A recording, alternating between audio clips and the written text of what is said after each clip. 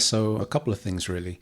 The first thing I recommend teams do is to create a data dictionary, preferably a visual data dictionary that makes it really easy for consumers of the data to understand how to answer questions themselves, whatever tool they're using.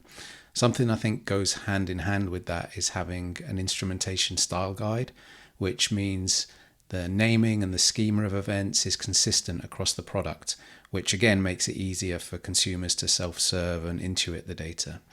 And something that works really well is creating paved roads for the adoption of analytics and experimentation to make it as easy as possible for teams to get to a point that they can answer their own questions. So at Snyk, for example, we built simplified SDKs for instrumentation.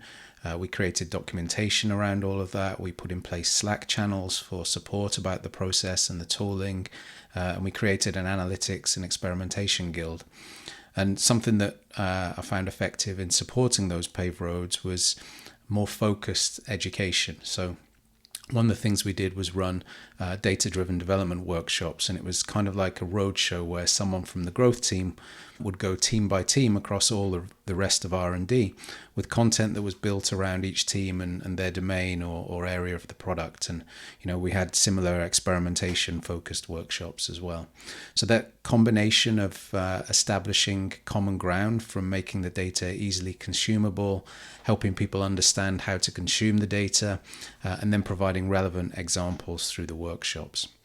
And it all kind of really helped teams get invested in a data-informed culture and this whole process of asking questions and generating hypotheses to instrumenting the product, to collecting and analyzing data, to making decisions and looping back round again to ask more questions.